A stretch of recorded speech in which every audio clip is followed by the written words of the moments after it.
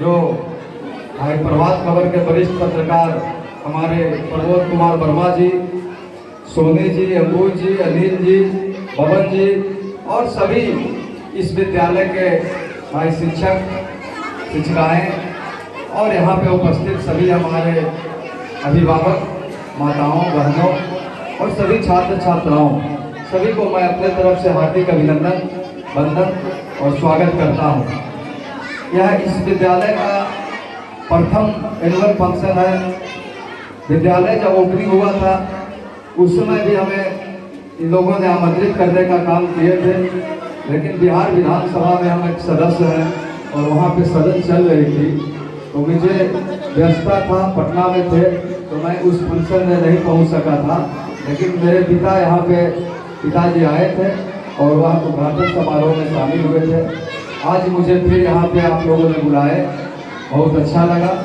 भाई गुरुआ के इस धरती पे विद्यालय खोले हैं हमारे रोशन जी, साइमा बहन, सब लोगों ने मिलकर जो यह सोच रखे हैं, ये बहुत ही सराहनीय सोच है। क्योंकि आजकल किसी भी क्षेत्र में और अगर बदलाव लाना है, विकास करना है, क्रांति लाना है, तो वह एक ही चीज़ से क्रांति ला सकते हैं। वह क्रांति लाने का उद्देश्य है शिक्षा से ही आप क्रांति ला सकते हैं। बिना शिक्षा से आप आगे नहीं बढ़ सकते हैं। सही बोल रहे थे हमारे ललित बाबू, सही बोल रहे थे गिरजा बाबू, शिक्षा वह शेरनी का दूध है, जो इसको पिएगा वही दहाड़ेगा। यानी आपके पास अगर शिक्षा होगा, ज्ञान होगा, तो आप अपने हक और अधिकार की लड़ाई लड़िएगा। बोल रहे थे ललित बाबू, बाबा साहेब का यह जो भाई नारा है, शिक्षित हो, संगठित हो, तब संघर्ष करें। जब तक आप शिक्षित नहीं हैं, कोई भी लड़ाई नहीं जीत सकते हैं। और यहाँ पे तमाम भाई हमारे जो बच्चे हैं, मैं उनसे भी विनम्र निवेदन करने आया हूँ कि भाई अपने माता पिता को, जिस तरह से आप अपने माता पिता को अभिभावक मानते हैं और दूसरा अभिभावक आपका गुरु, आपके जो शिक्षक इस विद्यालय के जो हमारे शिक्षक हैं, वह दूसरा उनके माता पिता होते हैं। तो जिस तरह से माता पिता जन्म देते हैं, उनका अधिकार है, उनका यह कर्तव्य है कि हमारे बच्चे को कैसे शिक्षा दें, कैसे आगे उसका विकास करें। उसी तरह हमारे गुरु जी का भी अधिकार है, कर्तव्य है, उनका कर्तव्य है कि हम अपने बच्चे को कैसे आगे ले जाएं। और खास करके हमारे माताओं बहनों से निवेदन करना चाहता हूँ कि भाई चाहे वह बेटा हो या बेटी, कभी उसमें फर्क नहीं होना चाहिए। जितना अधिकार बेटा का है, उतने ही अधिकार हमारे बेटियां का भी है। आज देख लीजिए बिहार टॉपर कौन की है, तो आपकी बिहार की बेटी ही टॉपर बनी है। तो इसलिए सिर्फ भाई आगे बढ़ना है, गुरुआ को विकास करना है, अपने राष्ट्र को विकास करना है, आगे ले जाना है। तो बिना शिक्षा के आप आगे नहीं ले जा सकते हैं।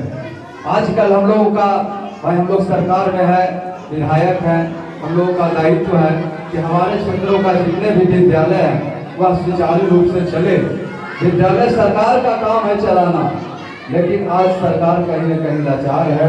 कहीं शिक्षक है तो कहीं भवन है नहीं है, कहीं भवन है तो शिक्षक नहीं है।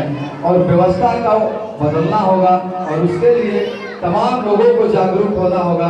क्योंकि हम लोग जानते हैं कि वह जो विद्यालय है वो सरकार का विद्यालय है। लेकिन मैं आप लोगों से निवेदन करने आया हूँ और यह बताने आया हूँ कि जिस तरह से ये लाइट पब्लिक स्कूल आपका है, कि आप अपने खून पसीने के कमाई से आप अपने फीस भरते हैं, उसी तरह से वह भी विद्यालय आपका है। आपका एक एक रुपया जो आप कलम खरीदते हैं, किताब खरीदते हैं, पैंट खरीदते हैं, शर्ट खरीदते हैं, सारे दिया हुआ टैक्स के पैसे से वह विद्यालय चलता है। यानी कि आपका वह भी विद्यालय आपका है। और वहाँ पे जो भी गुरु जी हैं, पहले हमारे यहाँ शिक्षक लोग थे, 50 किलोमीटर 30 किलोमीटर से वहाँ आकर रात्रि यहाँ ही रहते थे कि भाई हम रोज कितना आएंगे जाएंगे। कोई झोपड़िए में ही रह के गुरु जी रहते थे, सुबह उठते थे और 9 बजे अपना ड्यूटी जाते थे। लेकिन आज कहीं न कहीं पे हमारे भाई बंधु भाई इस रास्ते से भटक गए हैं, क्योंकि वह जो आज शिक्षक हमारे हैं वो हमारे ही भाई बंधु, हमारे गाँव के ही, हमारे पंचायत के ही लोग हैं नियोजित शिक्षक में। लेकिन वो समय पे नहीं जाना चाहते हैं, वो समझते हैं कि थोड़ा घर का काम कर दूं। ठीक है, आप घर का अपना काम करिएगा तो आपका विकास होगा, लेकिन वो आपके बच्चे अगर 500 उसका भविष्य खराब हो रहा है तो राष्ट्र का नुकसान कर रहे हैं। इसलिए जो कर्तव्य मिले, जिस क्षेत्र में आपको दायित्व मिले, ईमानदारी पूर्वक आगे ले जाने का काम करें। कोई जरूरी नहीं है कि मेरा बेटा भाई क्रेन में ही गया पढ़ेगा तो वो डॉक्टर बनेगा, इंजीनियर बनेगा। आप गुरुआ उच्च विद्यालय में भी पढ़ के डॉक्टर और इंजीनियर बने हैं।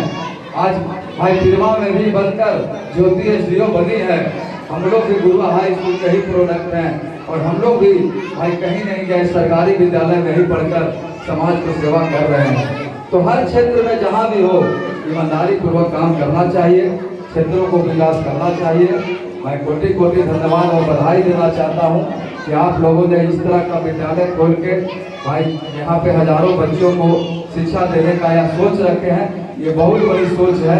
जीवन जीने के लिए व्यवसाय सब लोग अपना सोचता है, लेकिन यह जो शिक्षा बांटने का सोचा है यह बहुत ही सराहनीय है। मुझे समय अभाव है, मैं आपका घर का बेटा हूँ।